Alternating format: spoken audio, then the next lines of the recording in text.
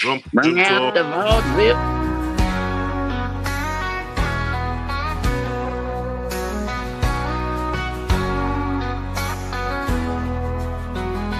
From the depths of the internet, my podcast did arise. A trio of loons with cigars in their eyes.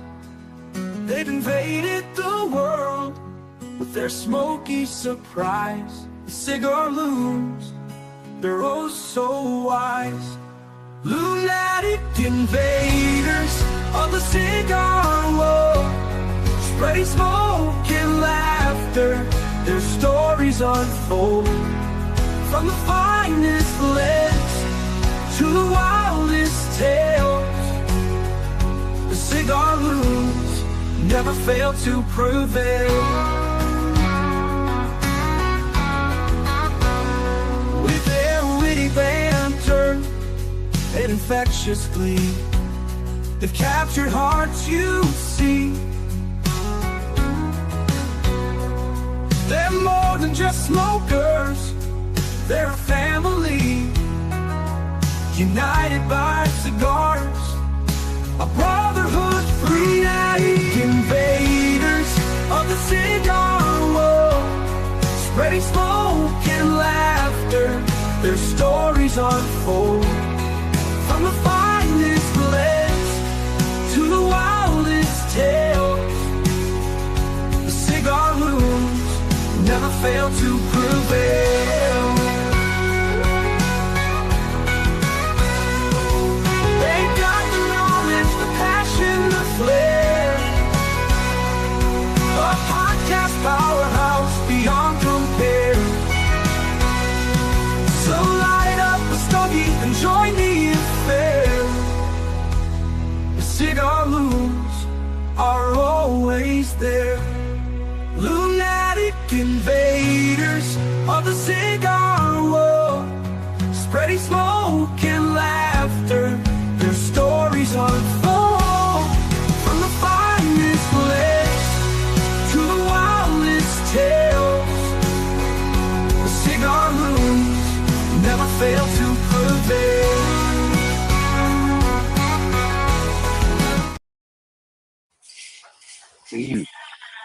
What is up?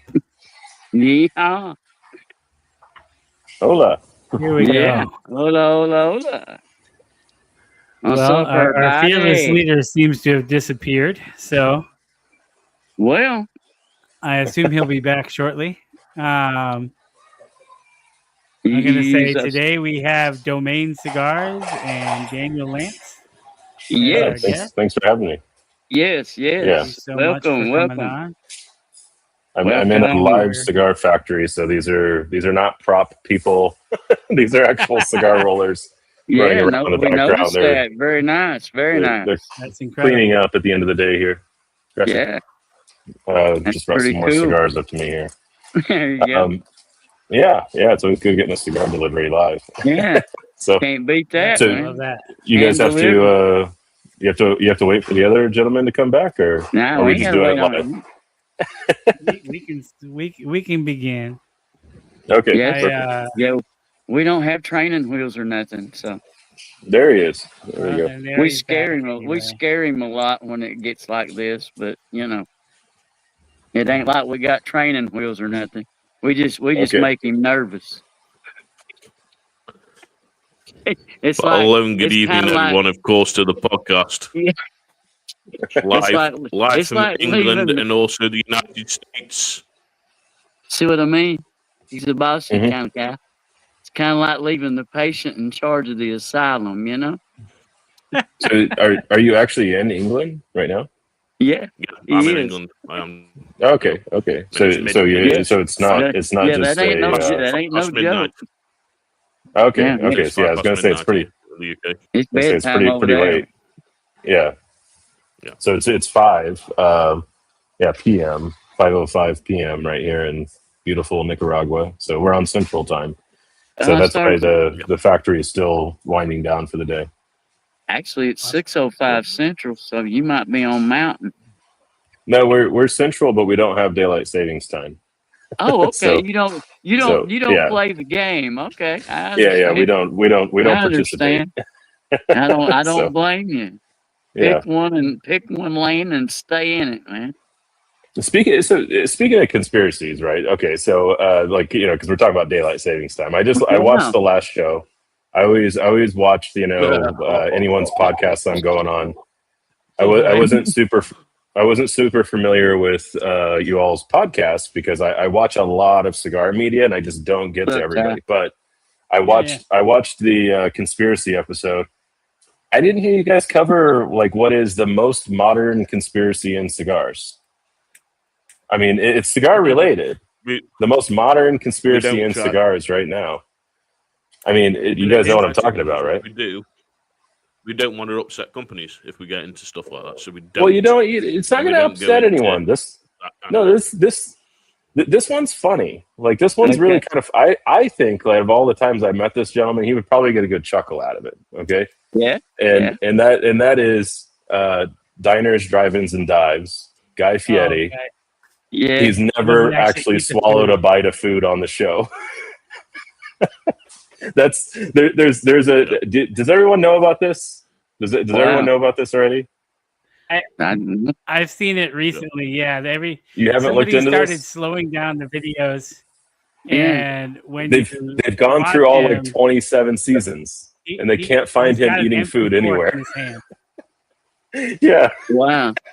So I think Guy would probably find this to be pretty hilarious, right? Obviously, we know he loves cigars, right? But I was just surprised because I'm listening to your conspiracy show and I'm like, why aren't you talking about this? Because I mean, it's kind of hilarious. And there's a lot of footage. People have gone through every season of the show, and he never swallows food. Then we could always ask, has he actually smoked a cigar? No, he smokes cigars. Yeah, no, he loves cigars. Yeah, he really does. Yeah. Yeah. Well, I mean, he smokes cigars, company, of course, with Eric. He does. The interesting thing is, he complains about some of the food that he has to eat in those episodes. You know. Oh, I mean, I don't like eggs. So yeah.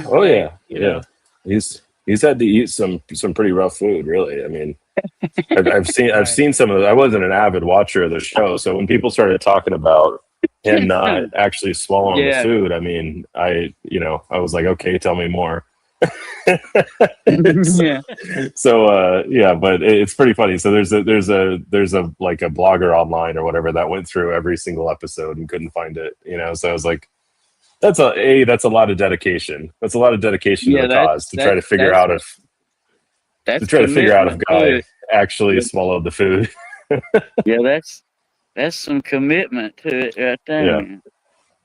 It's pretty funny. So should I introduce myself here or something? Is that how this works? Yeah, Matthew, come on, brother. All right. Generally, yeah. So I'm Daniel Lance. I'm co-founder of Domain Cigars. I moved to Estelí, Nicaragua, more than 6 years ago now, which is amazing. It's been that long. Had no plans of any of this happening. I was a cigar guy. Worked for brick and mortar retail cigar shops. Been smoking cigars for more than 20 years. I wanted to learn this part of the business, this part of the industry. Ended up meeting my business partner. We ended up going out and building from soil. We own our own farms. We own our own factory. We own our own brands. And we created what is probably, as far as we're aware, the first vertically integrated cigar company in more than 30 years in this business. Grateful to be here talking with you guys. Good deal. Yeah, that was one of those things that caught my attention, was that whole you guys got it all, you got it all under the same, like same you umbrella. said, that vertical structure, man, and you've got all aspects your own of boxes it too, so as well. So we don't do our own packaging. Packaging is kind of outside of that. Oh, okay. But that said, which now that I'm currently like I'm back ordered 600 boxes, and I start to think about, hey, was that a really great idea not to build a box factory? So, yeah, I'm currently backlogged about 600 boxes this week. We'll see what next week brings. Yeah, box factory is one of those things, man. You have to be doing 3 million, 5 million boxes a year for a box factory to really make sense. You know, you got to be running those machines nonstop. You know, and it's just like the same as a cigar factory. You know, if you're not prepared to put out 500,000 or more cigars per year, I mean, you're just going to be losing money, because the actual cost to operate a cigar factory is not in your best interest to go build one if you don't have considerable cells behind it. Yeah. Sure. Yeah. Are you now, based on what you just said there? Have you made cigars for other companies? Have you thought about doing that? Okay. Yeah, absolutely. Yeah. So we make a lot of cigars for other companies. Actually, we make Cayman Cigar Company today. We make the Tabanero factory cigars as well. We make several others. Another brand that we just launched is Pariah Cigars. So we make all of these, of course. And actually, I have customers in town right now. One of my customers that doesn't have us say that we make their stuff, but they're currently in town right now. So we have quite a good suite of people that we work with. And that really all just happened in the last year. I mean, we weren't making cigars for anybody else. And, we wanted to toy around with kind of opening it up and building a program around making cigars for other people. We built our residency program, which is where we have other master blenders come in and basically use our whole vertical palette, right? And help create projects with customers and work with customers. So, and that's yielded some incredible results, Pariah being one of them. So yeah, very, very excited to continue down that road as well. Domain is doing quite well, but we're making Domain for more than about a year, give or take, before we even launched the company. So we have an incredible backlog of Domain. Most Domain cigars on the market are going to be, right around a minimum of 3 months, because that's our minimum aging, up to 2 years. So it's a pretty widespread, really, that we age Domain at. Yeah, that makes sense. Speaking of those, I'm smoking the Negentropy. You say it. Negentropy. Negentropy. Okay. Yeah. I was never going to get there. I'm glad I asked. No worries. This cigar is really nice. I enjoy the nice dark kind of semi-sweet flavors I get out of it, spiciness out of it. I've smoked a couple different sizes of it. This is the I believe Toro Gordo that I'm smoking tonight. Okay. And I find your blends that I've had, at least, to be very good. I think I have all of them. I've tried all of them at this point. Your Connecticut kind of blew me away. It's a really good cigar. This one is exactly how I expected it to be, so it's also enjoying. I'm also enjoying it. The design on your cigar bands is really interesting. My blur is going to make it so you can't freaking see it, but you have a double layer band. Yeah, 2 bands, stacked on these, one on top of each other. I've not seen that a whole lot. I've seen them slid up next to each other. What made you decide to do that? Yeah. So the double layer concept. Let me hang on one sec. I'm gonna grab an ashtray. I'm still able to talk to you here. So the double layer band was really about making sure that the iconography was very obvious, that it would pop out. We wanted it to be a little bit more 3-dimensional. Now, there is quite a bit more cost, obviously, in doing a double band like that. Predominantly, I've always loved like the postage stamp idea of the framing of a cigar. So in the design of a cigar band, you have a lot of options, obviously.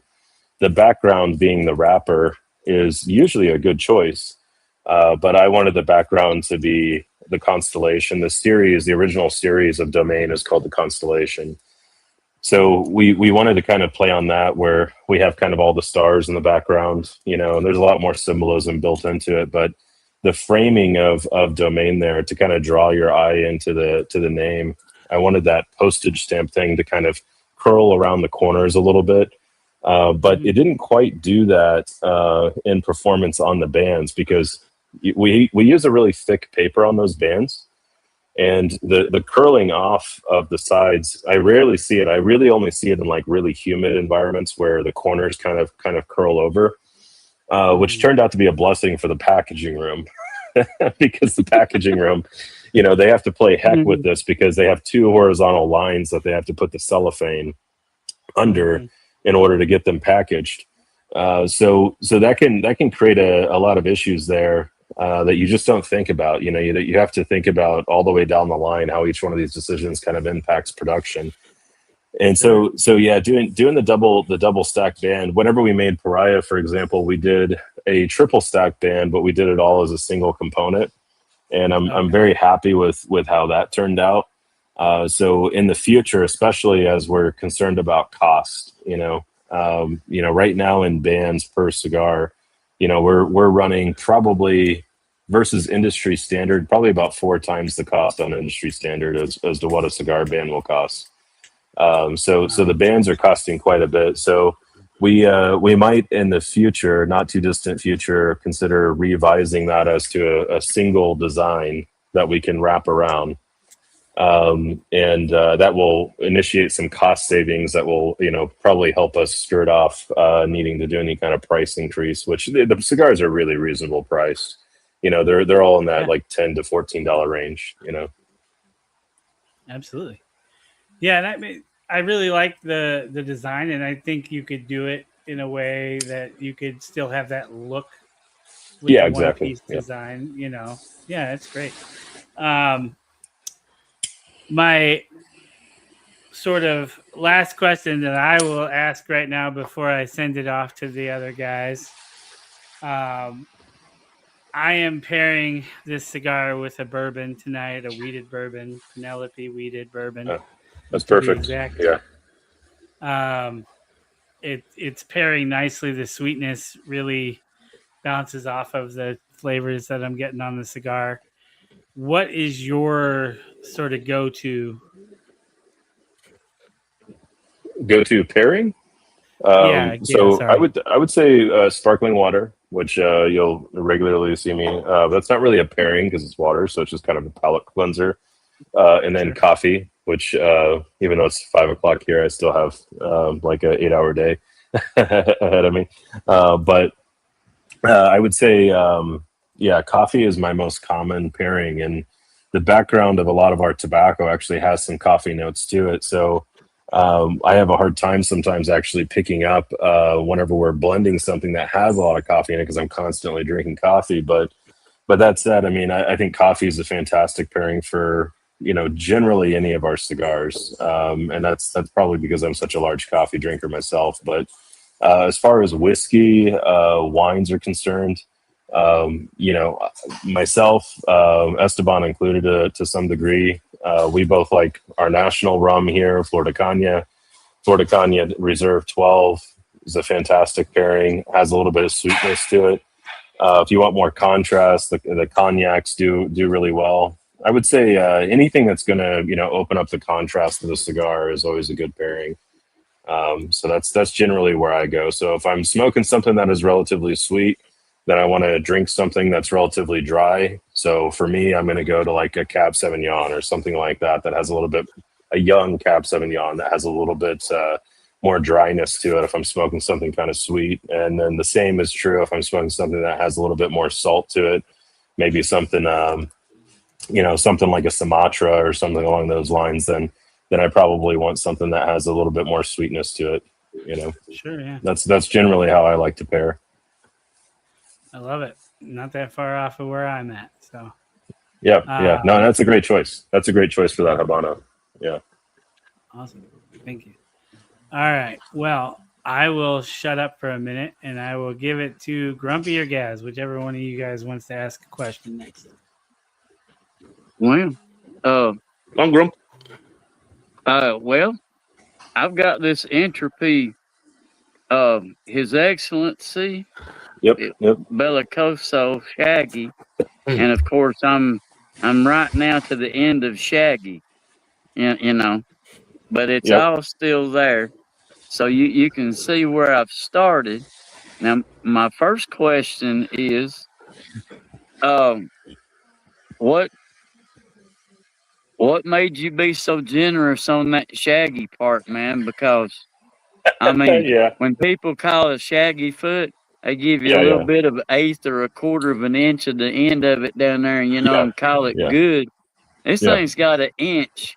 This thing has got an inch of open end on it, Yeah. and Yeah. it starts off. I mean, it has this unexplainable sweetness to it. Yeah. Yeah. Kind of In the filler. kind of a cocoa-y sweetness, but it's not Yeah. like Yeah. a Yeah. and it's really nice. And Yep. then now, of course, like I said, I'm to the end of that good part of it, and I've got the Connecticut broadleaf starting to kick in Yep. with it now. So we're getting a nice combination with that. But from what I read about this, you guys had like, you know, had a few variants of it before you settled on it. So what were you, what was going on there that you Right. that you had like Sweet. 6K looking for this? Yeah. What were Yeah. you after? You're spot on. So when we make Yeah. something, including like our recent addition, which is attenuation, a Connecticut cigar, Right. it's a Cahuca Connecticut. Whenever we're making something, we're making generally 100 of each size to test its performance. That's not just so we can smoke through it. We panel those cigars. We have other guys, our QAs, chief of productions here. They're all going to smoke through those cigars. And we're trying to really understand what the variation of the blend is. Is it consistent after it's rested, right? Does it stay accurate and true to nature?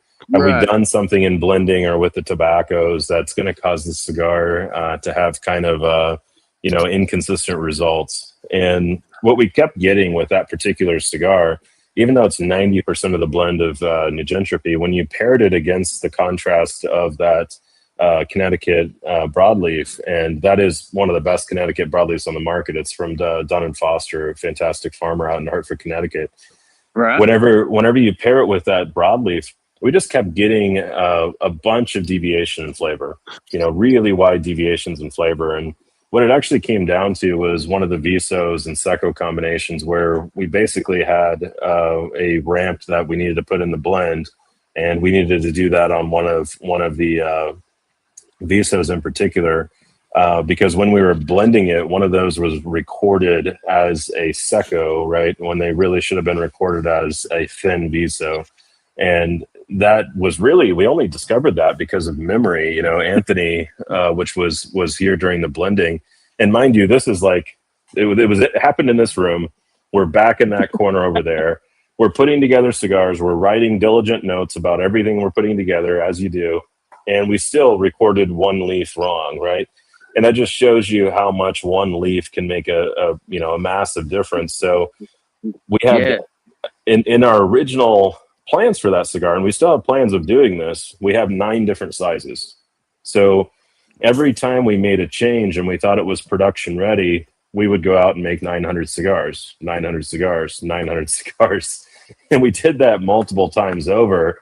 And we even modified the blend a couple of times, and then we released all of those as 7B, as basically our secondary blend. But 7B was really a combination of multiple different blends, and the people have smoked number 7B, and they've because we ended up giving it out to all of our retailers. We just sent it out to all of our retailers and said, hey, have people try this. We want to see what they say about it. And it turned out we were pretty spot on accurate about it, because some people really loved the 7B blend, But I got to tell you, out of all of those, I probably only got really good feedback on about 20% of them. So imagine if you're making the volume of cigars that we make, and you get positive feedback on 20% of them, right? That's not good. so no, that. Yeah, you want an overwhelming consensus, and so you want a little better than 20. Yeah, so we made over 6,000 variations of that in those formats, 100 each, and wound up figuring out. Really, I mean, we wound up figuring out at about the point, it was like the 11th hour that here's exactly what we kind of needed to try, and so we tried something that we didn't think would work, and sure enough, that was the blend. It's literally one tobacco tweak on that blend, Negentropy versus Entropy. And as far as the long shag, a lot of people, when they put a shaggy foot on a cigar, we joke around that it's the F your t-shirt cigar, because you're going to be smoking it and it's going to drop on your shirt, and now you got a hole in your t-shirt, right? So the thing about the 1-inch shag is we're actually pulling back the binder as well. So when you have the binder tobacco there and you burn it, it's not connected to anything. So the binder ends up, falling off, right? And that's what burns your t-shirt. But you'll notice that shag holds on perfectly fine because we pull back the binders, we pull back the wrapper. It has a double binder, so it's 2 different regions in binder. It has the wrapper, and then we put an extra 1/4 inch of wrapper right around where that transition is. So you actually have 4 tobaccos that are coming online when you hit that transition. And really well constructed, of course. That's why it's able to hold that ash and not spit everywhere. But it allows you to taste the bunch the same way that we do in the factory here. We're always tasting individual bunches, perlitos, and blends. So we always want to be able to have a connection directly to how the filler tobacco burns, because at the end of the day, while the wrapper does give you an indication of how the cigar's profiles might be matched to the wrapper, generally speaking, we're blending first based on the filler tobacco, and then we're going into wrapper selection thereafter. Right. Well, I do appreciate that little tidbit, and that was. I was going to ask you about that N7B, but you jumped right in there and took care of that. But that attenuation that you were talking about, I had one of those, and that was an interesting cigar. Okay, so what'd you think? Yeah, it was a. I thought it was a nice mellow cigar. It went well. Of course, I have coffee with everything, but it went you're just like me then. Yeah. It went very well the morning I had that. I think that was the very first thing I tried, and I had that with morning coffee, and it was a very pleasurable and what you would expect. It was exactly what you would expect out of that. It was well constructed, and I haven't had a lot of these. Been waiting on today. There you go. But yeah, I saved this one especially for it because that 1-inch that 1-inch shaggy foot on it, man. That's like I said, kudos to that. Because I appreciate somebody that'll get brave with that shaggy foot, not just spray the end of it and call it a day. Be out there with it, because it's like you were talking about.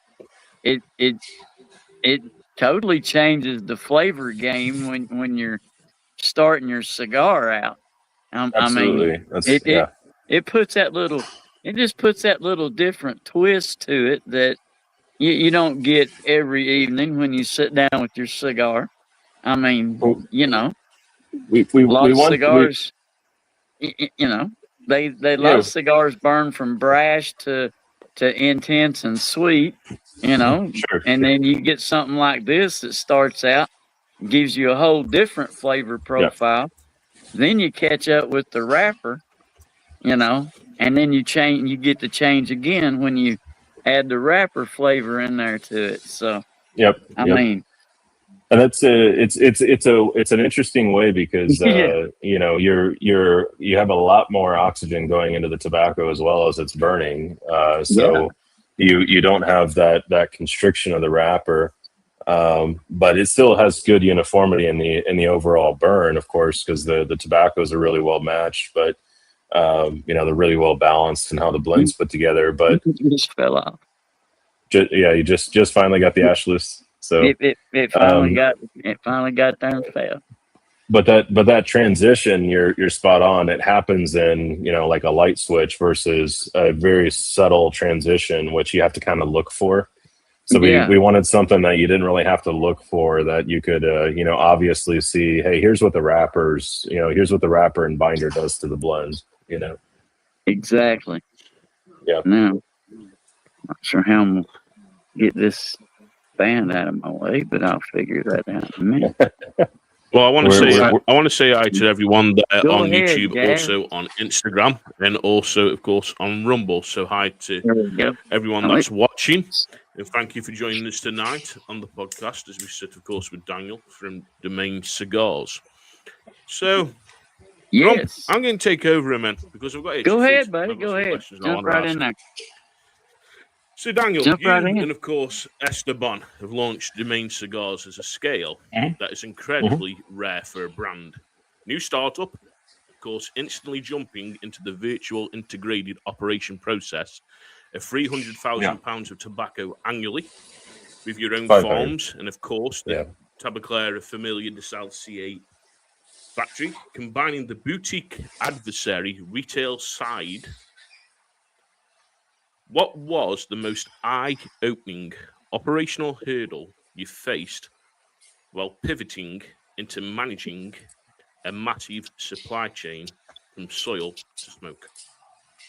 Really well done question. So, you know, the most challenging thing, I mean, there's so many challenges. I would probably have to say probably the U.S. market in so many ways, but you know, the U.S. market, right whenever we launched, underwent a lot of changes, and we're facing a lot of challenges today as well.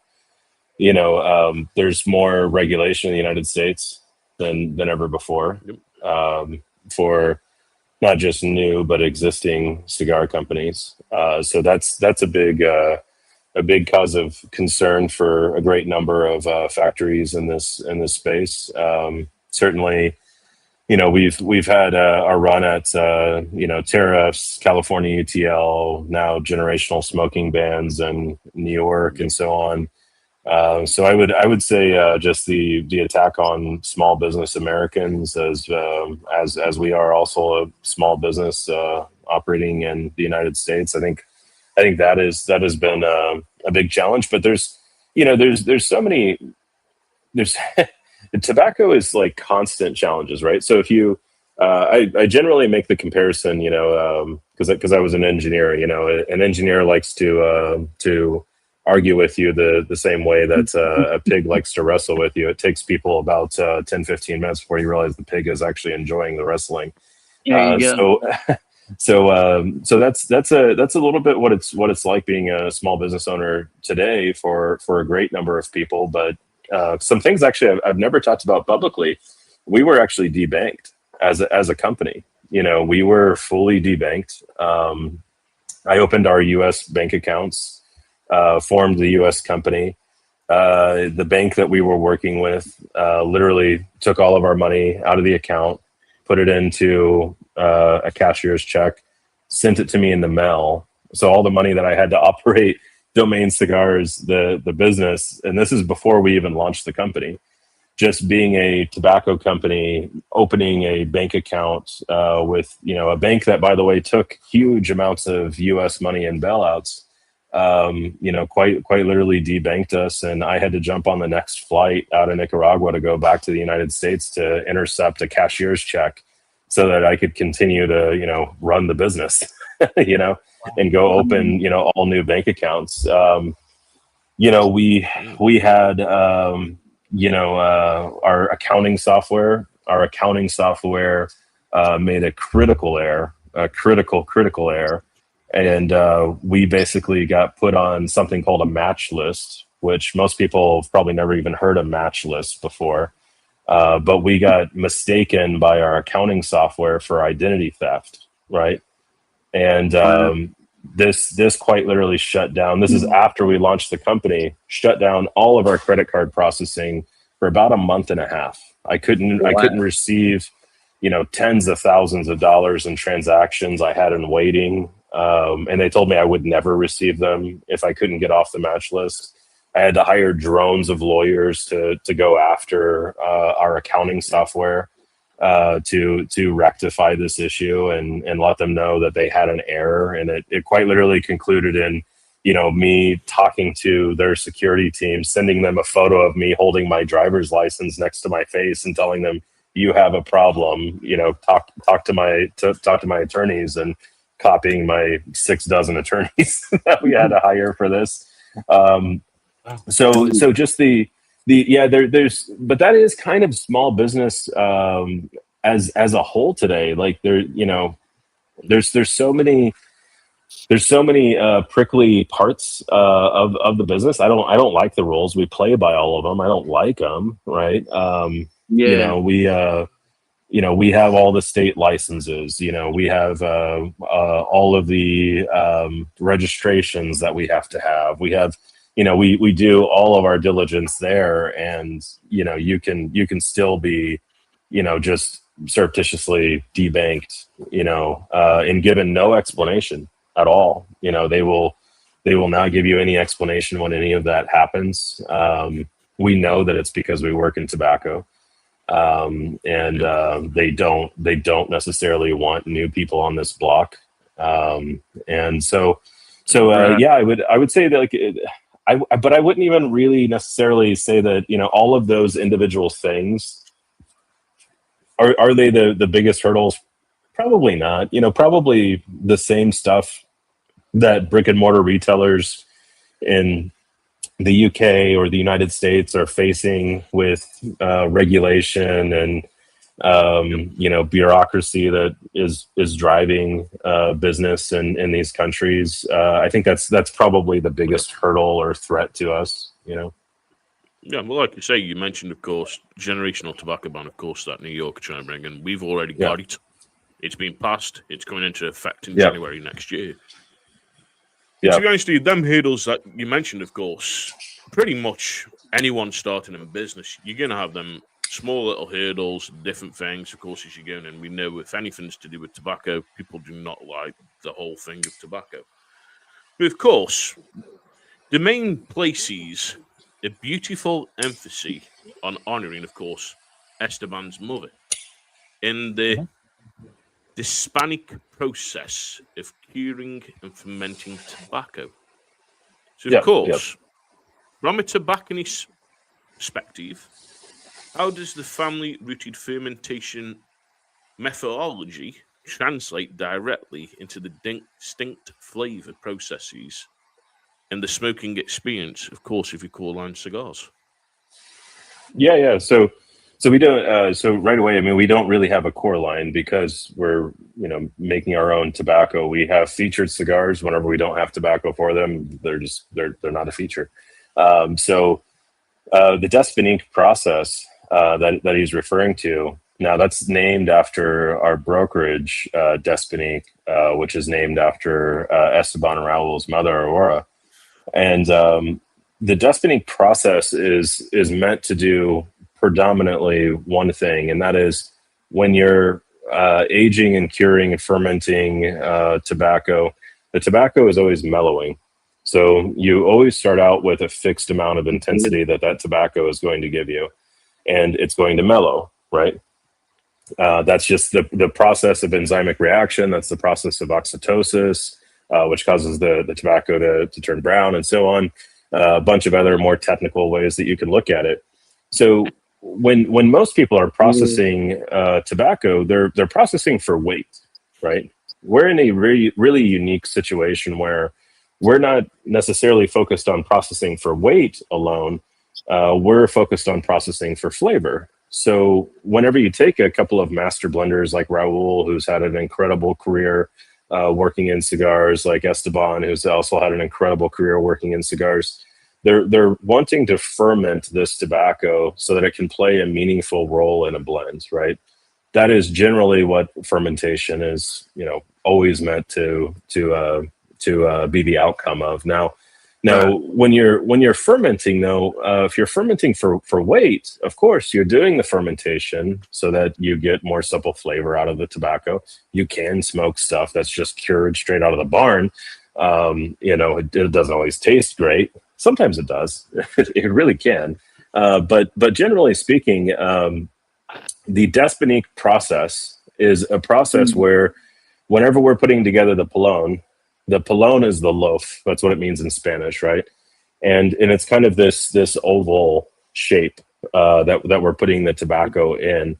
We're tying the leaves into hands straight out of the drying barn, and then we're putting them stacking them into these really nice loaves. Now, the Cuban style, the original style that Esteban and Raul would have learned in their native Dominican Republic was to basically take the entire crop, right? Take that entire, acreage of land, acre and a half, and you build one giant pilon out of that, right? Biggest leaves on the bottom, earlier cuts on the bottom. You stack the entire thing up, right? That is the most traditional kind of Cuban barnhouse style of building a pilon. Now, moving forward in the Dominican Republic, what they started doing was they started separating out the cuts, right? And this is loosely, I've explained this before from the classification level, and it kind of can confuse people that work in tobacco. But the tobacco doesn't get classed until it gets sorted, right? So whenever we talk about cut levels, there's about 7 cut levels in the U.S. Tobacco scheme. In Nicaragua, we speak about it in about 5 cut levels, right? And they're actually opposite the way that we read them. So cut number 1 on your bottom in Nicaragua, that's generally going to be where a lot more of your secos will come from, and so on. So, and same thing in the Dominican Republic. And so what they would do is they would separate out your secos, and they would separate out what is, middle cut or cuts 2 and 3. And of course, they're working a much larger amount of land as well than what had been traditionally worked in those barns. So they're now taking it into a warehouse, and they're compositing together, all of, cut 1, and compositing together all of cut 2 and cut 3 and so on.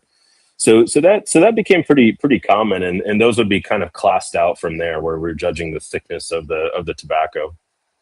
So if you've ever seen that graph where you see Ligeros come from the top and Visos come from the center and Secos come, that's not exactly accurate, right? It's just kind of that's just kind of generally where that stuff comes from, but it's not really like looking at a butcher, menu. You know what I mean? If you ever go to a butcher shop and you see them here's where top sirloin comes from, and here's where filet mignon comes from. It's not really like that. It ain't the cow picture.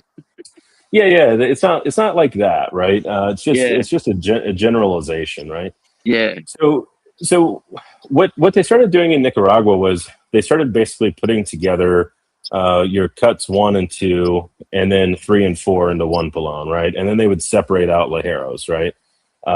And they would kind of do that stack a little bit different, right? And then some people would separate out secos because it's a larger, portion of the cut level. You got heavier, larger leaves. So they would start doing that. Well, what the Desponique process is, or what they've developed over a great number of years of doing this and growing tobacco, was that they would actually take the cut levels and they would mix the cut levels, right? Now, you can't overmix the cut levels, because if you overmix the cut levels, then you end up with, pretty undesirable results. But what you'll see on our pilons is basically every 3 or 4 hands of tobacco, bunches of tobacco, we'll take in between cut levels and put those between cut levels, and they're actually marked separately in the barn. In the dry barn, we use a different string for stringing those tobaccos as they're coming out of the field and going to the barn. So they'll have a different color code to them. And so we'll have a different color code go. So you might see every 3, 4, 5, a higher level priming get put in between there. So on Visos, we might have some Ligeros that are ducked in between those. And the whole idea behind that is you're inoculating now those earlier cuts with later cuts that have higher enzymic reaction, potentially more proteins, thicker leaves, right? That are going to contribute a lot more to flavor of those tobaccos. So that mellowing process that you see starts to slow way, way, way down, right? And so that's really the Despinique process for fermentation, where we're fermenting around how we want to blend with that tobacco, as opposed to fermenting around what our outcome weight is meant to be. And we're generally doing natural process fermentation on most all of our filler tobaccos. Some filler tobaccos we do go longer. Wrappers, whenever we re-ferment wrappers and so on, we don't process wrapper ourselves in-house yet. We have done some processing of wrapper, but we're generally going to take it to Rosado or Oscuro, which is basically 6 or 8 months whenever we do that in-house. Yeah. So that's pretty much the Despinique process. It's a mixed cut level Poulan, and the best way to summarize it. Yeah, thank you. And like I say, for everyone out there, that's great information on, of course, what they want to know. And this is the thing you're telling them. I know, of course, it's very nerdy. It's very nerdy. Yeah. So, hey, we don't mind being nerds. This is what it's about. Nah. And I know, of course, your background includes incredibly high-stake tech work. Of course, advising government agencies, working in industrial cybersecurity, of course, unicorn startups. Does that system in the infrastructure mindset influence how you approach the workflow, the logistics, the quality control in the factory? Or do you keep the old traditional, old school tobacco completely separate from the tech world? How do you do it? Is it a mix of both, or is it the old school? So a lot of this has to do with Esteban Disla, right? Where, yes, that is my background, but having respect for tradition and then figuring out how to modernize that. Now, Esteban has had an incredible career in tobacco. I mean, just starting out in his native Dominican Republic, working from 10 years old to where he is today. He's really the a one of two that have ever done this, where he's come up from working in the fields to owning his own farms, owning his own factory, owning his own brand, right? So there's really only 2 guys that have ever done that. And he's been here in the Valley for now, I think it's going on 27 years now. So quite a long time that he's been here in Estelí. And whenever he got here, he knew it was going to be the future of cigars and, the future of tobacco, because as he was traveling around, he became the buyer for his factory in the Dominican Republic, where he was the one out there going out buying the tobacco. And he saw what was coming out of Nicaragua, and it was obvious to him that this was going to be the future. You want to keep your manufacturing close to the source, and we're so fortunate that the source here is so dynamic and rich. So how do you modernize that? Well, taking a guy like Esteban, where he learned from a lot of the Cubans that were going to the Dominican Republic when he was a young man. Sergio Cuevas took him under his wing. That's who he apprenticed under. I apprenticed under Esteban. But Esteban had an incredible master of tobacco that he worked with for a great number of years. And he was teaching him the Cuban style, but they were also modernizing. And then whenever he came here to Estelí, he was really on the ground floor of how they started to change manufacturing and blending cigars here in Estelí. And one of the things in particular was ratio blending, where we are actually, you might be surprised by this, but most Dominican cigars prior to about 20 some odd years ago, whenever you pick up a size of cigar, it was blend to size. So they would blend that cigar to that particular size, even if it was still in the same home, meaning if it was in the same suites or series. Every cigar generally actually featured a little different blend, right? And that was common. Now, what they started doing was they actually started sizing or size writing the tobacco to the blend. And that was something that he worked on over at Latin America Cigars. They also changed how cigars were aged. They started aging in these high density cases, which, if you follow our factory, Tabacalera Family Adisla on Instagram, you follow us, Domain Cigars on YouTube, we go into some of these topics and we show some of these elements. But those high density aging cases, he was really on the ground floor of working out how that actually works, in production. And so they went on to become an incredibly successful factory. He got to work with and blend with some really incredible names in the business, and we're really proud of all the work that he's done. But when I came to know Esteban, I came to know him, and what I was most impressed with was the quality control system that he was doing in his factory was so different, and I felt like we were missing like 4 or 5 people running around, right? Because I had been to, here in Estelí, I got invited to all these factories. Everyone swore I was building a brand. Here's this guy, this tech guy or whatever. He's coming down here. He's living here. He's got a house here. He doesn't speak a lick of Spanish. He's got to be building something. And I really wasn't. I was just here learning. And I got to kind of know his quality control system. And Esteban, we talk about in tech, kind of bring it round circle to your question. We talk about in tech and programming because I built, AI companies going all the way back to 2018 and so on, whenever I was working on that technology. System level thinking is what you need to be like a good designer, right? And what you need to think about, software and how that software will impact and improve your customers' efficiency, how it will improve their organization. And when you take a guy like Esteban, he has a system level of thinking about tobacco that is incredibly nuanced, where he's not making one change the way that, we would in a Western sense. In a Western sense, we would look at the problem, we would advise potential solutions to the problem, and we would discuss and debate the best possible solution for that one particular problem. Esteban had already developed a way of thinking about QA processes and thinking about tobacco manufacturing and cigar manufacturing to the point where he's considering how every single element, every step of the process is going to be impacted by that one change, right? What labor is needed to support that? What controls are needed to support that? And in a world where cigar manufacturing was dominated by how many steps we use to create our product. There was literally companies going out here saying, we have 217 steps and we have 250 steps, that was kind of par for the course with how people were talking about manufacturing. Esteban was going out here trying to figure out how do we eliminate as many steps as possible and make sure that the quality remains as high as possible, right? Exactly. And it just, that level of thinking was so provocative compared to everything else that I had seen in the Valley. So even whenever Esteban started growing tobacco, I was still enamored with what he was doing in quality control, that I really couldn't even pay attention to what was happening in the fields because I wanted to learn more about the manufacturing.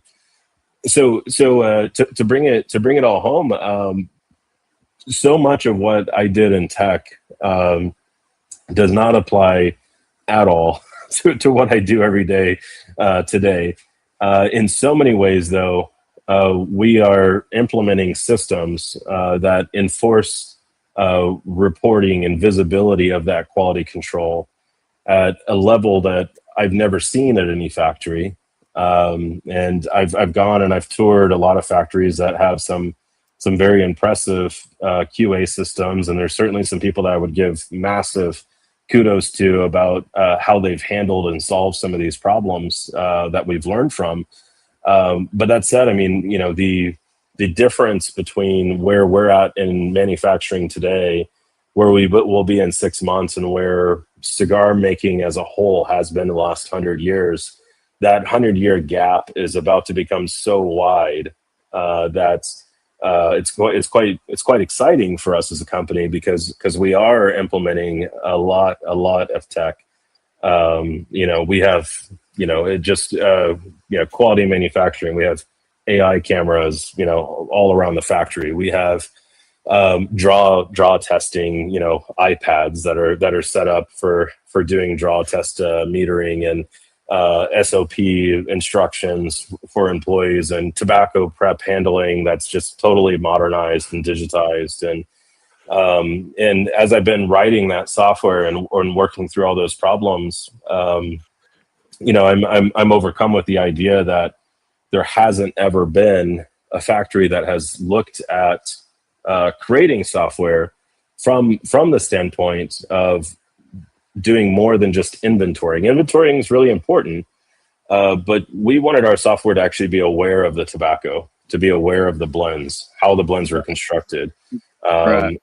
And for us to, you know, quite literally every roller that's behind me, each one of them has a performance stat on every size for each blend. And we can look at, you know, this rolling pair does an incredible job with torpedo. You know, they just knock it out of the park. They have the fewest rejects. They do a really, really great work on torpedo.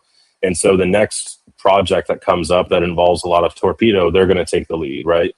And being able to do that handoff, that's something that a chief of production would know from many years of working with people. But how do you scale that out? You know, and that's what in Silicon Valley, that was one of the things that we were quite masterful at doing was scale. So how do you scale that out to 200 pairs? You know, which is 400 people. Right. How do you manage that level of quality and still have consistency?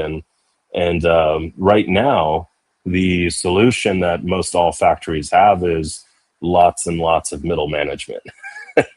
Lots and lots of middle management that is focusing on all those things. And if you lose one of those team members, I mean, good luck.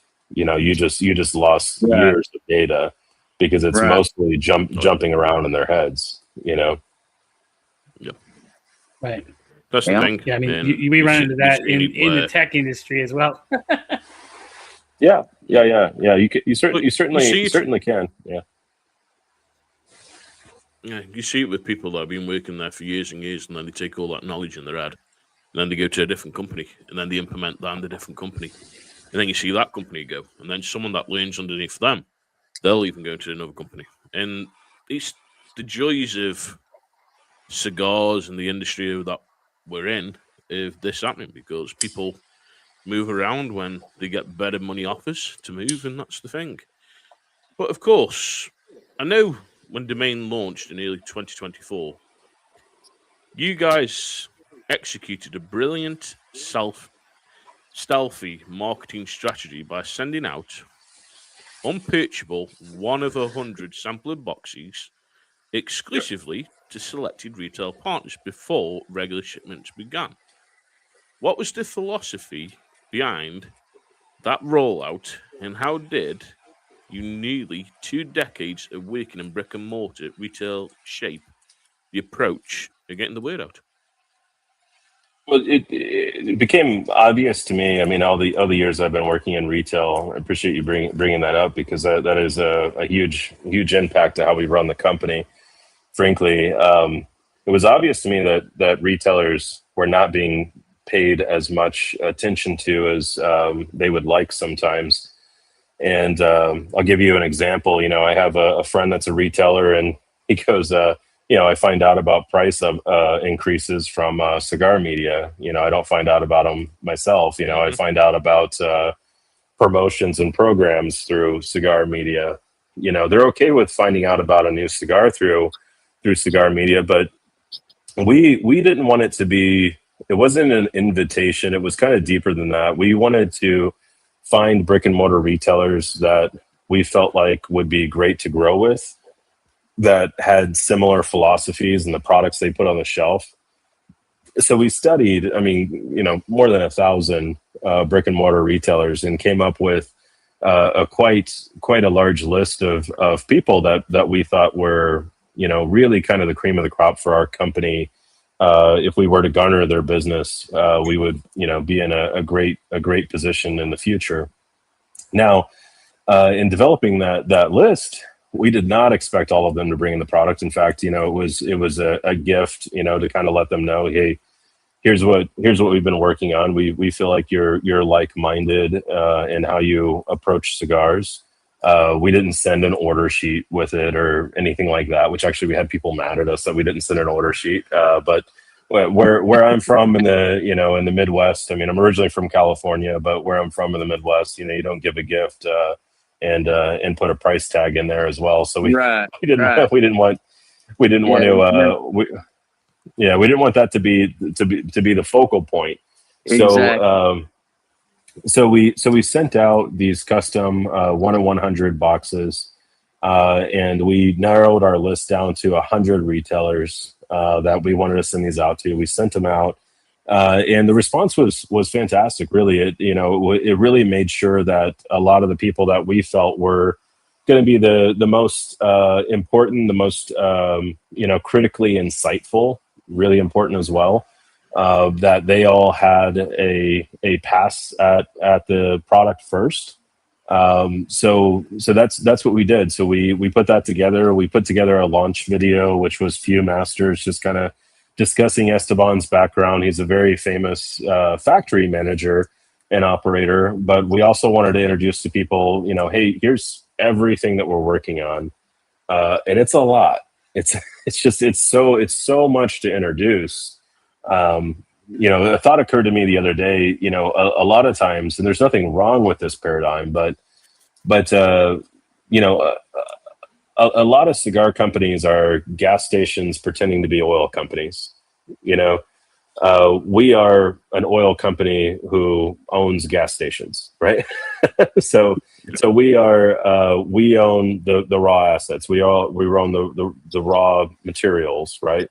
Right. Which is such a unusual way of approaching things. How do you introduce that to people? And what we've discovered in the following 2 years that we've been in operations now, it's really, really hard for people to validate not just us, but to validate us the same way that they would validate other companies. For example, we have 218 employees here in Nicaragua. It would be great if I could be on the road and meeting with all my retailers. I can't. I can't do it. I have to be here. We have all these people that are relying on us each day.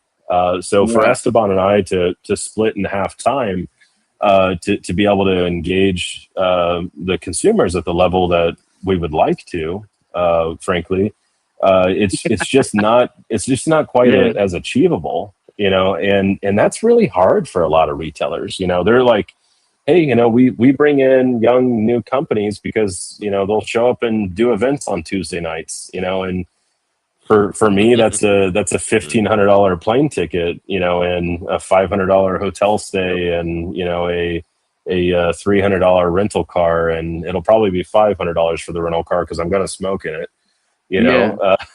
And food as well, and all the rest that's entailed. So you're doing it. So it's most of the guys that are trunk slamming and going out and beating the streets. I mean, I do envy that model, because that is the model that so many great brands have been built out of. But that said, I mean, it's just it's a tough thing. It's a tough thing for retailers to evaluate us, because their perspective for doing evaluation on a new cigar brand or new company is so so focused on representation and events and things of that nature that I got to tell you, most of the iconic companies never did that. They just never did. They never hit the streets. They never did very much of that. When they were doing it, retailers were also buying 6 months worth of product at a time. I have 1-2 retailers, I think, in my whole ecosystem that actually buy 3 or 6 months worth of product at a time. Normally retailers today are buying a month worth of product at a time. Which means we already have to have the product in the United States waiting to be ordered. And, if it sits there for 3 months, 6 months, however long, that's just, money that because we have to pay all the taxes, we have to pay all the import fees, So it's definitely a different business landscape, And the reason why retailers aren't doing that is because there's just so much uncertainty around, what does the next year look like? But the thing is, it's like you said with not getting out there when there's an event. At the end of the day, 2 years into this, you look at 3 years, 4 years, even probably just next year, of course, 3 years into doing this. Once the operations, of course, in Estelí get to where they are, and you can get to them events, you'll be going to them events. And this is the thing. It's not a case of it's never going to happen. It will happen, but at the time, we're concentrating on the factory, we're concentrating on the cigars, we're concentrating on the blends and getting them out and making a name before we go out. And this is the thing. A lot of companies that we see that come out, they've got that infrastructure where they can wait around, they can do this, they can go and say, you know what, well, I've got a great factory that's making it, but I only go to Nicaragua or Honduras or the Dominican Republic twice a year to just make sure everything's fine and working. So I can go to all these events and go around. Where you are straight there, direct, seeing the whole process happening, and this is why. Of course, it will happen. Go on, Grump. I know you're sitting there and you're showing that cigar off. Go on, brother. See what you got to say. I can see. I can see you itching. Well, that's just It's been great. It's just looking great. I tell you, this is a winner right here. It was nice enough on the shaggy foot part, but then when the Connecticut broadleaf joined in there, and you started getting all the things off of that you expect to get, it creates its own little spiciness along with what comes in there, and it's when that hits that dark sweetness in that filler, it's kind of an offset that's really a different kind of thing, It's very nice, but it's holding on very well. Awesome, yeah, thank you. I know, appreciate that. I know. Of course, we've kept you for an hour, and of course, we won't keep you much longer because I know you've got a busy day. No worries. No worries. However long you guys want to go. Okay. Well, if a new cigar smoker got in touch with you, Daniel, and he's going, I don't really know much about Domain. I've seen a couple of podcasts. I've seen the Cigar Loons. I've seen the guys smoking them. I've seen the posts on Instagram. But I'm new to this. I'm a new cigar smoker. I really want to dig into your brand. What would you tell a new cigar smoker to try out of your portfolio? And what would you recommend?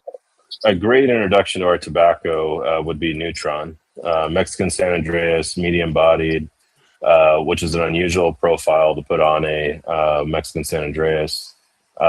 It's a mellower for us out of the line. Some people will still say it's medium full or full.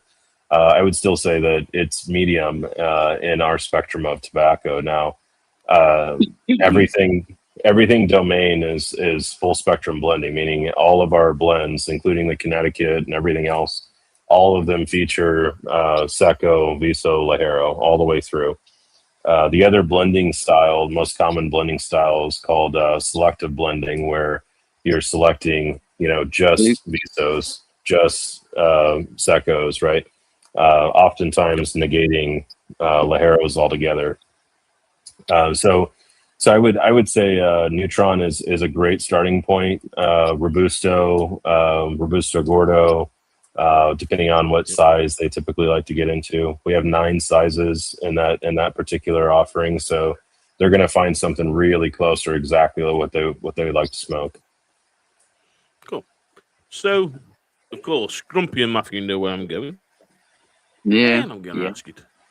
So 5 people, alive or dead. It can be anyone from the cigar industry to family to music to film, anyone. But 5 people, alive or dead, that you would like to sit and have a cigar party with and smoke cigars with. I got to do 5. I got to do 5. I would, in no particular priority at all. I've answered this one time before because I think William Cooper asked me this on Cigar Coop.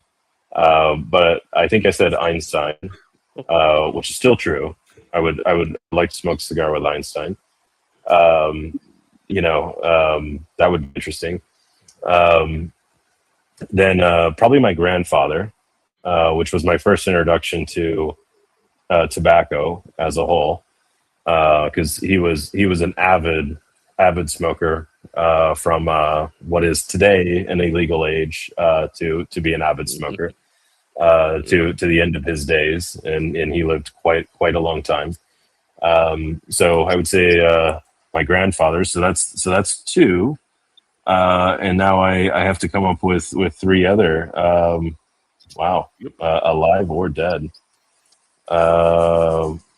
Yeah, I don't. I would probably just pick some of my friends, like some cigar friends. Really? That's fine. Yeah, I mean, It's fine. That would probably be it. It's your party at the end of the day, and this is the thing. That's it, man. It's your party. Yeah. Go with a lot of people go with grandfather. A lot of people go with Winston Churchill, Arnie, and different ones. And, something. This question I have asked now for the last 7 years. I asked it before, of course, we did the podcast when I was doing stuff on Instagram personally, and then this, and I always remember Jose Blanco, and Jose Blanco heard it, and he goes, "Can I ask that question?" I'm like, "Yeah, Jose, sure." And he started asking it. Now everyone's copying my question. I need to start charging people. Tell you, I need to start making some money off that question. I do. Geez, that's funny. Something wrong. But that's funny. It's a great question. It's a great opener because you know something. It's seeing how someone's mind works because it's like Grump's ideal dream is to sit on the tour bus with Willie Nelson and smoke with him. That's my number one bucket list.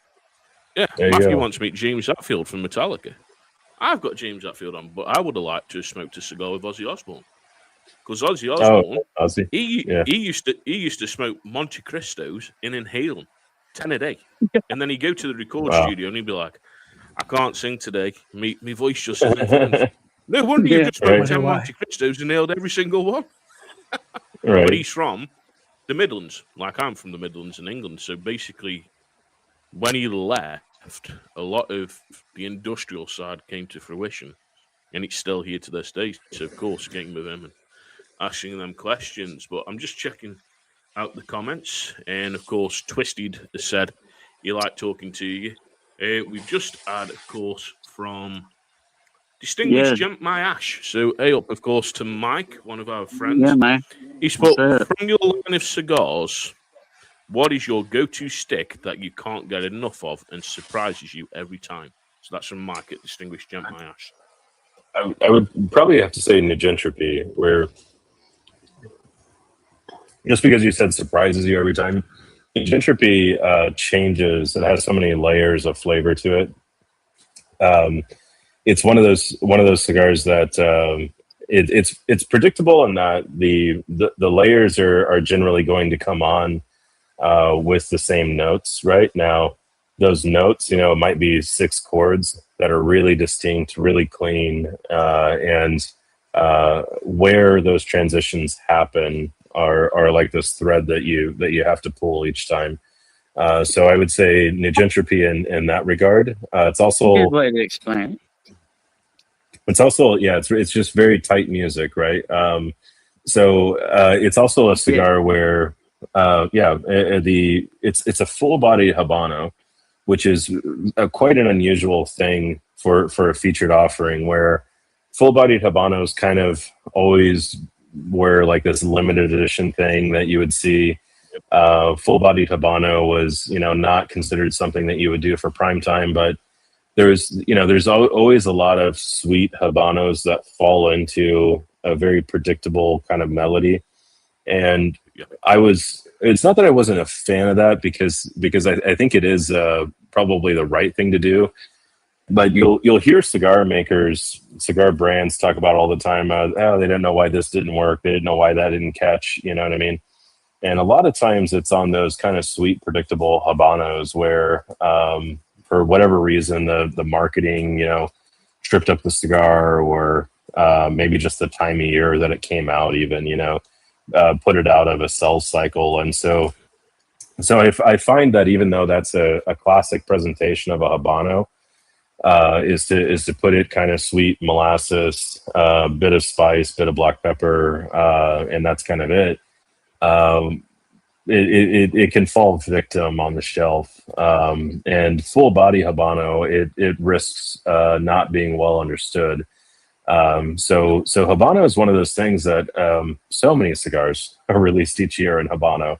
Where San Andreas is very similar nowadays, where so many cigars are released in San Andreas, but they're all kind of falling into these really typical melodies, right? And we didn't build the company to be a contrarian to tobacco. That wasn't the point, but certainly my time in retail, it's probably a good time to introduce the idea that, I mean, we built Domain for 5% of cigar smokers, the guys that are in the shops every day that smoke daily. We made it to be their brand to know and love and focus on, so the other 95% of cigar smokers are proximity smokers. They are very much cigar smokers, but they're smoking a cigar whenever it's convenient and whenever the time is right and whenever the cigar is in the right place, right? That's 95% of the whole market, and it's a really high switching market. So when you make a product for them, it's probably a great idea because you're going to sell a lot more of them. But actually focusing on the 5% of guys that are in lounges every day, it's quite a difficult thing to do. But I think it's something that we've managed quite well to establish. Yeah, I mean, if it works. Yeah, Thanks absolutely. for that answer, and thanks for that question, Mike. Of course, Matthew's just experiencing a couple of technical issues, so he will be back. And Grumpy, I wanted to tell you real quick. I want to cut you off. So my mother has actually beat you to it. So when my mother was a teenager, she was at a Willie Nelson concert, and they jumped the fence, right? Because security let them in, so they jumped the fence, right? They got invited backstage, and she was familiar with tobacco because my grandfather was a smoker, and so she was very familiar with tobacco. And she goes, I was sitting on the couch with Willie Nelson, and he was rolling this cigar. She goes, it was the biggest, weirdest cigar I've ever seen. She goes, he was rolling a cigar himself, with this weird looking tobacco. And so she swears that she just watched him roll it, and that she didn't inhale. But I think I don't know that I'm ever going to get the actual story there, but Maybe not. But yeah, she did get to smoke with Willie Nelson. So whenever she was good for her. She was like I think 16 or 17 at the time, something like that. So it was probably but it was different. It was different times back then, guys. And that's all right. Yeah, that's all right.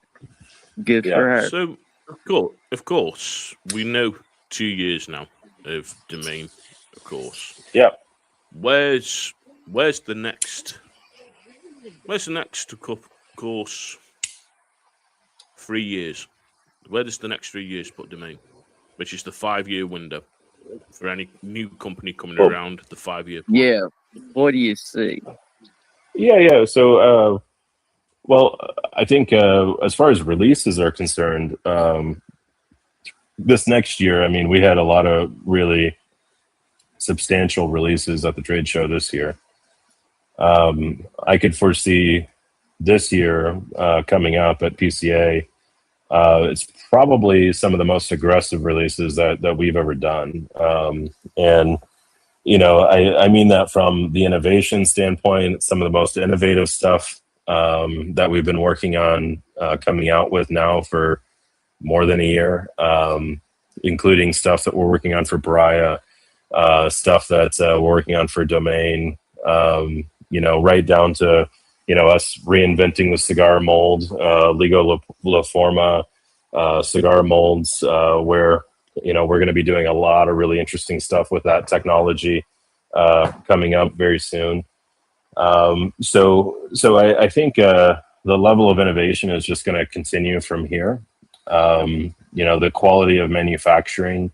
We're going to continue to work that quality of manufacturing to a point where it just can't be matched or emulated anywhere.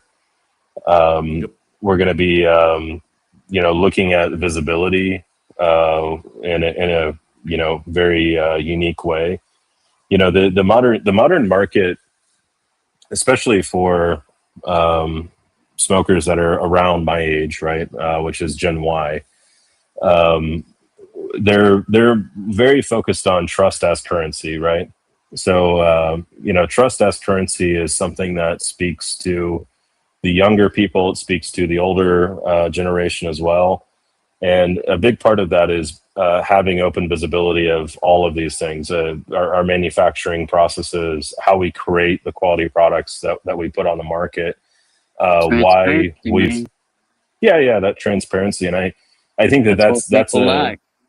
I think that's a breath of fresh air for a lot of people, not just in regards to tobacco, but just modern American life. I think that's including English life, frankly, because so much of the world is gamified today that you want to. This is a big part of why I have some issues with imagery of AI, right? So people like to use AI for a lot of images, and I'm not anti-AI by any means. I mean, I have no doubt as to the impact and veracity that this is going to play on so many areas of life. Now, having worked on it for a very, very long period of time, making flyers and banners out of AI. Now, that's an okay substitute when you have no other way of going about things, right? But the most powerful image that we have as cigar smokers is the cigar itself, is us partaking in cigars. It's the most powerful imagery we have, and so I think as a company we're gonna stay optimistic as to where those technologies will take us in innovation, but we're also going to make sure that the authenticity of our cigars and the products that we put out speak to the reality of how they're manufactured. And I think that representation will best serve us in the most difficult conversations that this business is about to have, particularly around generational bans. Don't even get me started on that. That's gonna be a big one. Well, we kind of have to get started on it, right? We have to. We have to. The thing is, it's not about. This is the appealing to emotions that has been so provocative in the political scene, and I'm not a politician by any means, but the idea that we advocate for representation of our youth that is voiceless today, right, to ensure that they have equal access to the world that we're leaving behind. If today it's tobacco, tomorrow it's Nutri-Grain barns. They can take this idea anywhere, right? After they've established the pathway, and so we saw immediately with the vape stuff, a lot of the arguments that were made about cigarettes, that had been applied, unjustly to cigars. We saw those immediately copied and pasted into vape. We saw some of that happen with hookah, but even the hookah people, seem to have had better representation than most all the cigar business, which is fascinating. Frankly, really pretty fascinating. And so it's interesting. The conversation. I mean, the inconvenient conversations kind of have to start, and I think very very much taking a cue from what the firearms industry did with with discussing. You hear a politician stand up and say you shouldn't have a 20 round clip, and already very educated young people go, oh, I couldn't buy a 20 round clip. What do you mean? You mean a magazine? Just seeing how they intentionally used education as a way to create defensive language to say, hey, this person doesn't really understand what they're talking about, right? But they're trying to regulate it, and so getting in trouble. Yeah, and I think that takes the activism in a way, the activism or the advocacy for cigars away from being about hey, nobody's going to be around to smoke cigars, so there's not going to be cigars on the market. To they're trying to regulate something they don't fully understand, and we've seen how that works. We've seen how that works in travel industries whenever they're trying to implement rules that they don't fully understand. So I think education and authenticity is going to be quite important, and I think that definitely, so long as we're able to access social networks and banking systems, as we've had our own troubles with. I think so long as we still have access to those ports, we should be best utilizing as authentic as a representation of what tobacco actually is. Versus there's one guy. He's got a lot of people on TikTok, riled up, and I feel like he's using he must be using ChatGPT or something to write these scripts, and he's doing these really great videos where he goes into these deep dives on cigars and stuff like that. But a lot of the information is just incorrect, and so I thought to myself, well, it's incorrect because a lot of what he's stating is based on white papers that where they found something that existed in tobacco, but it exists under these really obscure circumstances versus reality of processes and so on. And so what we've done as a company is we've just tried to say, okay, we're going to try to teach cigar making, and we're going to try to teach not just how we make cigars, which is typically how it's done. We're going to try to teach the whole gamut of cigar making, and then we're going to zero in on why we made the decisions that we made. And so that's what I've been trying to do on our YouTube channel. Please like, share, subscribe to Domain Cigars YouTube. I don't smoke on there. That was a decision to keep our videos from eventually being pulled off the platform, was to not show people smoking on the channel. 3 years we've been doing it. 3 years we've been doing it, and we're still here. Still going, still rocking. Not yet. They don't take a break.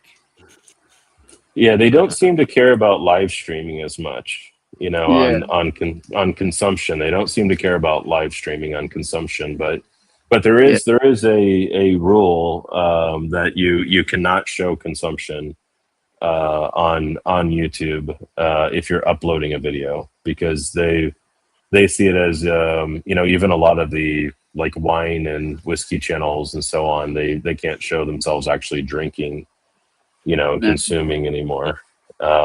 So I follow a couple of those, and they've already kind of. I haven't seen that in the rules, because, like I say, normally when we do this, of course, if me and Grumpy are doing our wrestling show, we smoke, record it, we show it on. Okay. It gets watched. When we do reviews, we shove the reviews on. If they're a recorded review, we shove them on. And we've got friends who are doing this, of course, as well, like Distinguished Gent. Yeah.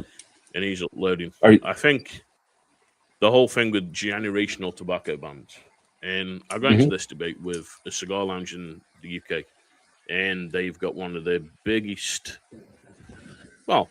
kind of companies with what they've been doing for years anyway, and Cuban specialist, of course, with New World Cigars and that.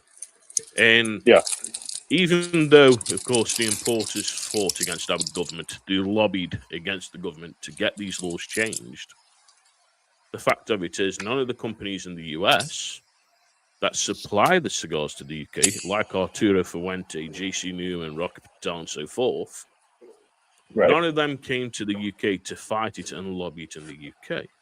So, of course, when you've got the small brick and mortars that are trying to fight this in the UK, you got the importers that are trying to fight this.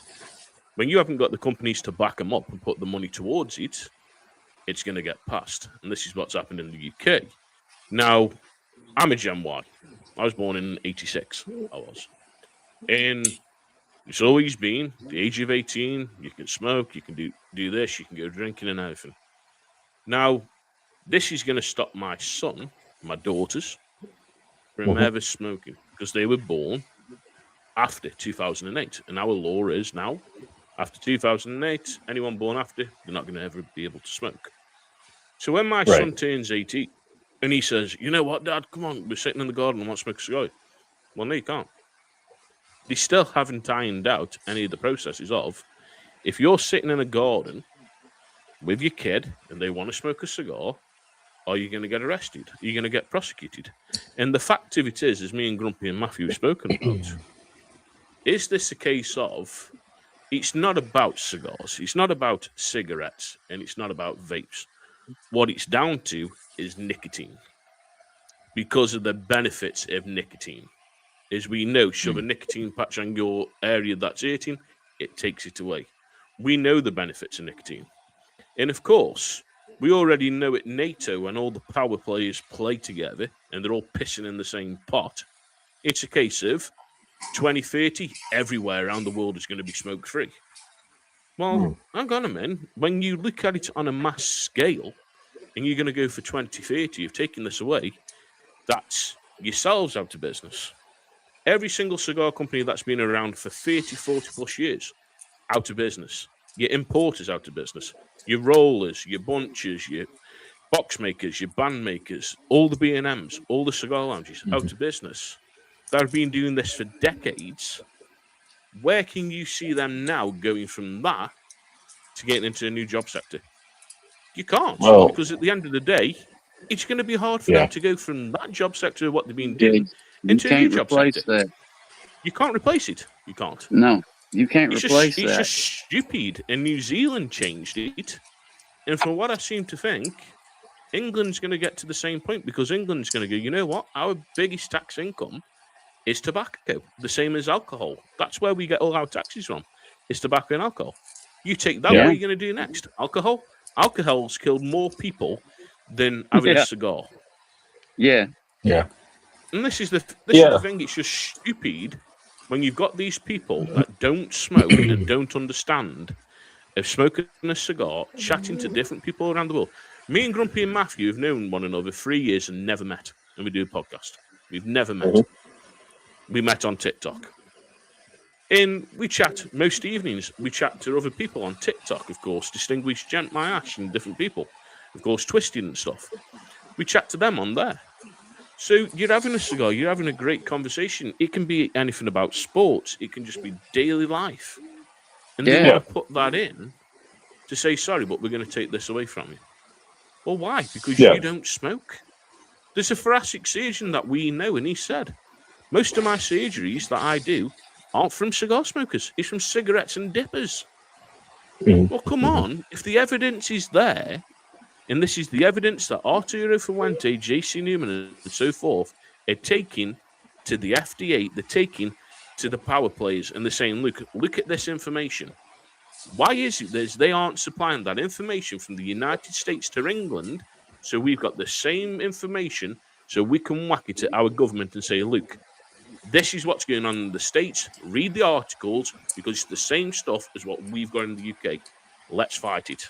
Well, I can tell you the manufacturers you've just named have done a great deal of advocacy. But I'll also tell you this. I mean, because we have our own tobacco lawyers and all that we call on anytime we have a question. And the number one thing what they'll be telling those companies, because they don't feel, I would imagine, dissimilar from how you feel about the outrage about why aren't you using empirically reviewed studies that have already been funded by other nations that invalidate a lot of what you're saying, and why don't you educate yourself first, right? Which is a big part of what we want to do around the manufacturing side. We want to pull our weight in that conversation. But the first thing those lawyers will tell you whenever you join a party to a suit.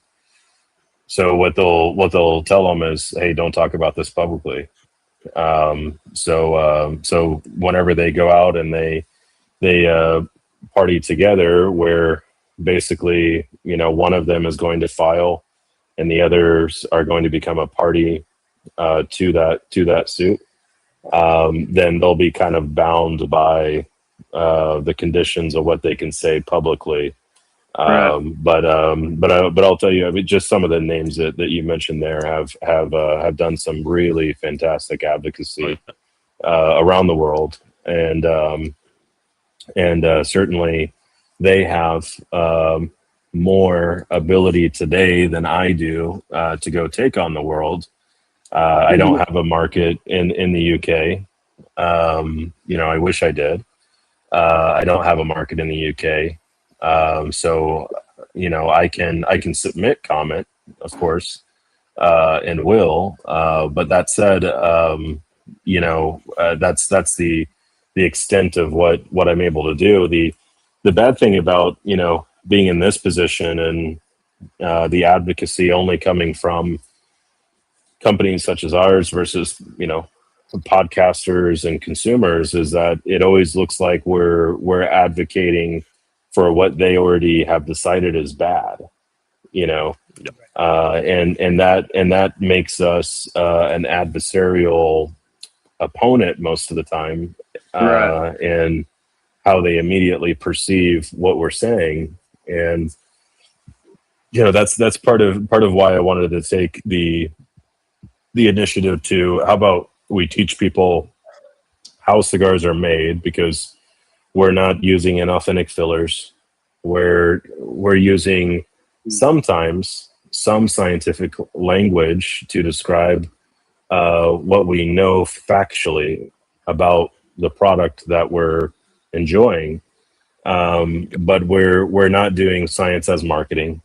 We're doing simply here's cigar manufacturing, cigar creation, as we know it, and it does not contain. I talked to a doctor in the United States not all that long ago, and they were telling me how there's fiberglass and tobacco, and I go, there hasn't been fiberglass and tobacco in a very, very long time. And when they were using that type of stuff in the filters, they were there was asbestos filters, but this was well before anyone knew that asbestos was an issue. And I would take that a step further, and this goes more into me not having a scientific opinion about this at all, but I have talked about this with a toxicologist, and he found it to be enlightening. But right around the time that the 90s was being kicked off, and I have to be diligent about what I say here because we're actually forced as a company to sign a lot of things that I don't agree with. So we signed them in duress. But around the time that the master settlement agreement was being worked out, which was about cigarette companies, you had still in the United States majority of homes containing asbestos. And mesothelioma and asbestos-related ailments are not fully known, and the impact of that on public health systems, I think, to this day is not fully known, because we don't have an area of science today that can take your environmental record and compare that against your consumption and make a scientifically bound assessment of what the origin is of certain things that could be impacting health. And that inability has cost our industry significant blows in credibility, as we've relentlessly faced conspiracy, conjecture, right down to court cases where there's been clear admission of Brady violations, where evidence was passed that did not actually make it to the defense, and directed judgments occurred while what we now know to be completely inappropriate efforts of the court to secure convictions against companies. So you have to look at it from the perspective that you're also fighting something that is corrupt, and there's bigger industries that have an interest. The entire cigar business is a $13 billion cigar business. If it goes away tomorrow, the tax revenue will be missed. but the entire revenue of the entire cigar business is like $13 billion. It's small in comparison to a lot of things.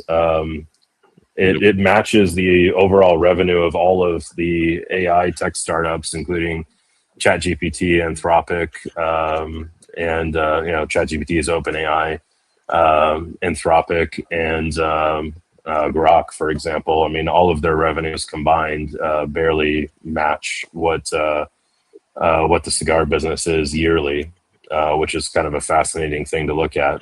But that said, as far as that egg has been cracked, I feel like today we have a housing situation in the United States where still more than 50% of the homes contain asbestos. If health and environmental concerns were really taken seriously, we would be completely amending our ability to build new housing in the United States, and we would take that on as a national security concern for the welfare of Americans. But we're simply not doing that. And other areas like here in Central America, where we're in the tropics, where we never had a great deal of insulation. Most homes here are never insulated. The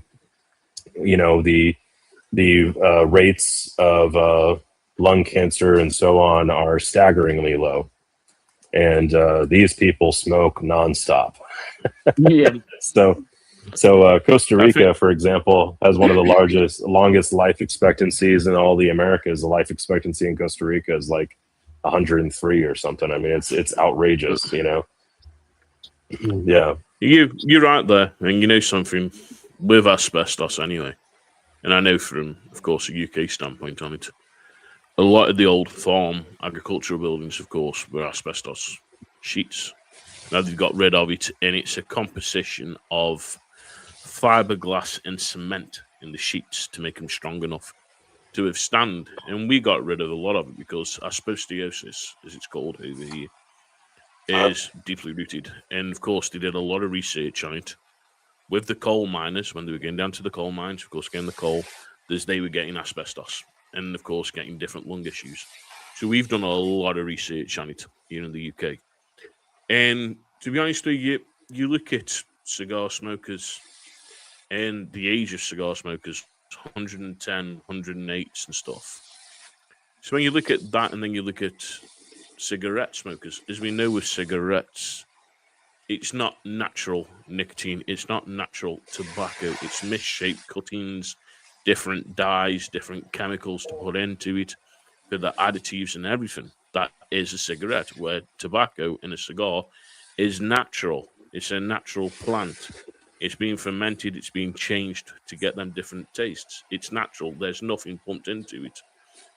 And I think sometimes, no matter how much we lobby, how much we talk about it, it falls on deaf ears, because no matter what, these people in government want to eradicate it. They want to get rid of it.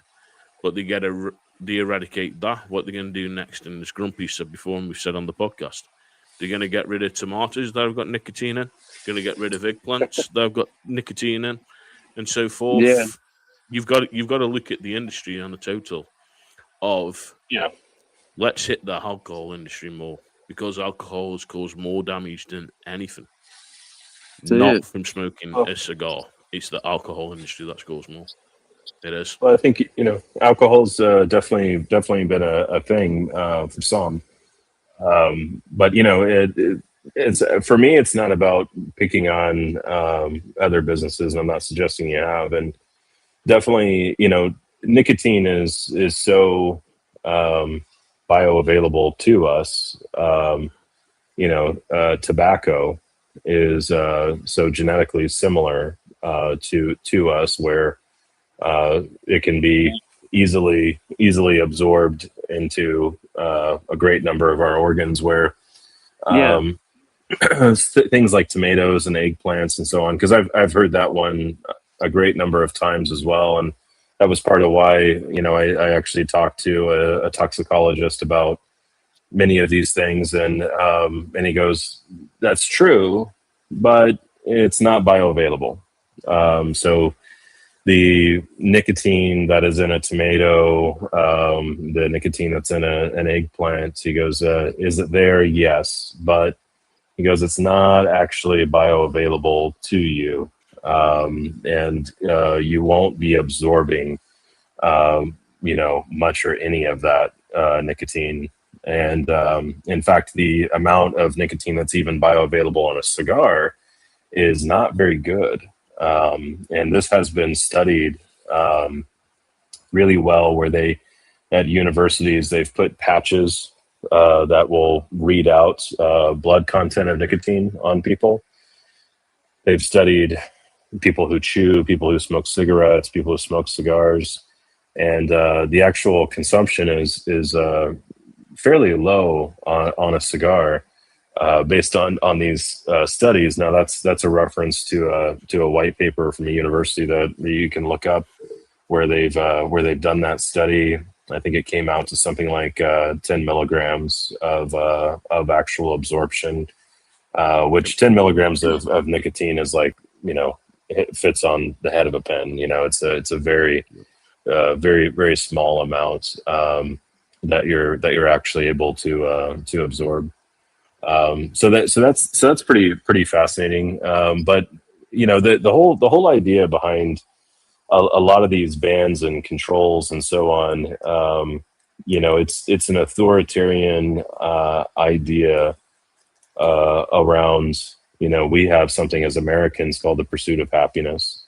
And if you enjoy a glass of wine, and you can do so in the privacy of your own home, even in public with dinner, without putting at risk, great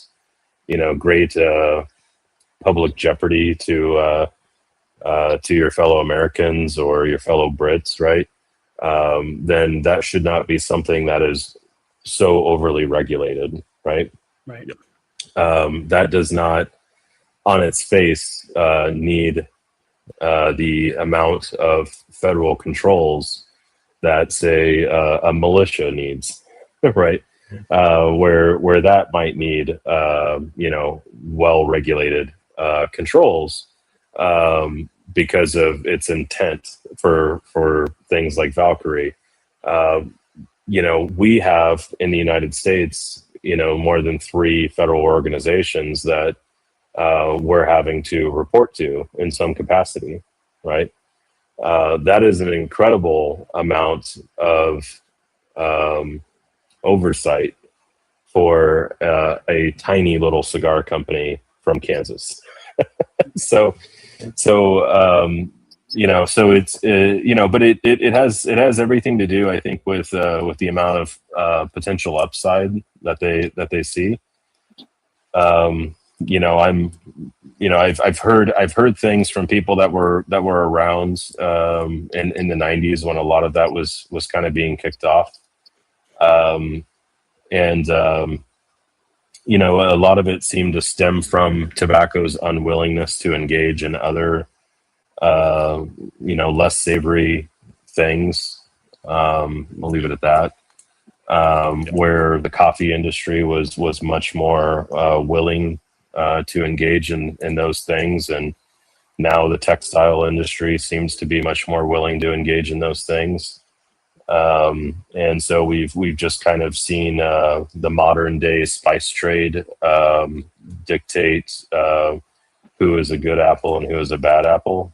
And so I would say that a lot of this regulation, though, is going to be falling out of favor very, very soon with the younger people. I think the younger generation is prized to completely reset how we view all these things, and I think that they're going to be teaching us an awful lot about how they see the world. Growing up in a world that is such low trust. That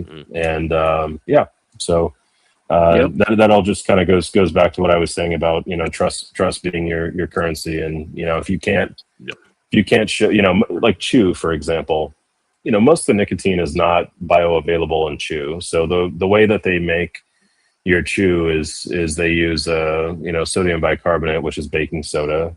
They take baking soda, they oxidize baking soda like in an oven or something like that. You turn it into just straight sodium bicarbonate, burn it off, and then they take a tablespoon of that into some raw cut tobacco. It's not fermented or anything; it's just dry cured, and then they add in usually whiskey, and that combination is what makes the nicotine bioavailable in chew. If you don't do that, then the bioavailability is actually still not that good on that particular product. So it needs some adoption. But that's still something that I know guys that have been chewing for a decade and they're not aware of any of that. Which is a great injustice to their customers to not inform them of just how their product is made, soup to nuts. Which is if you follow us, that's why we're always trying to show people, here's how stuff's rolled, here's what the fields look like, here's what the polones look like. Time, temperature, and water. Those are the things that we need. To make this. It's just time, temperature, and water. And so it's I think as close to God's creation as you're going to get in so many ways, to take something straight from this earth and handle it with care and preserve it and form it into something that is a creative work that people enjoy and that brings great people together, men and women, on even playgrounds. And I think that's it's a beautiful thing. So yeah, it's kind of in so many ways, everything I just said is like, no wonder we're under attack. Right? No wonder, right? To say thank you on that, Daniel. And of course, thank you for being the guest tonight, and also, of course, sending out the cigars to Matthew.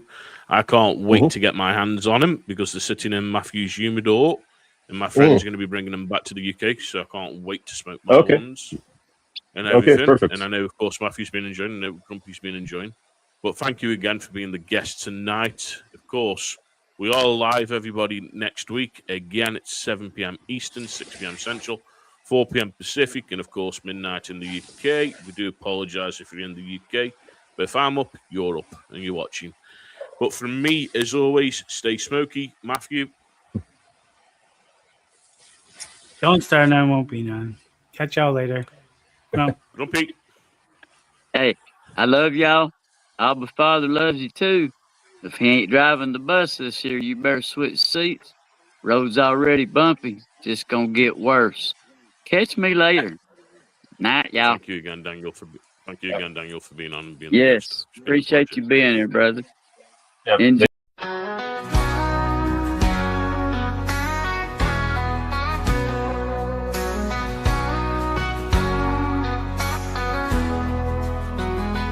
From the depths of the internet, my podcast did arise. A trio of loons with cigars in their eyes.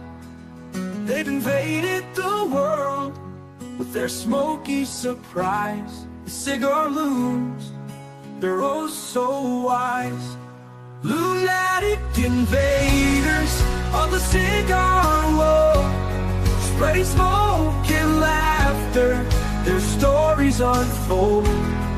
From the finest blends to the wildest tales, the Cigar Loons never fail to prevail. With their witty banter and infectious glee, they've captured hearts, you see. They're more than just smokers, they're a family, united by cigars, a brotherhood free. Invaders of the cigar world, spreading smoke and laughter, their stories unfold. From the finest blends to the wildest tales, the Cigar Loons never fail to prevail. They got the knowledge, the passion, the flair, a podcast powerhouse beyond compare. So light up a stogie and join the affair. The Cigar Loons are always there. Lunatic invaders of the cigar world, spreading smoke and laughter, their stories unfold. From the finest blends to the wildest tales, the Cigar Loons never fail to prevail.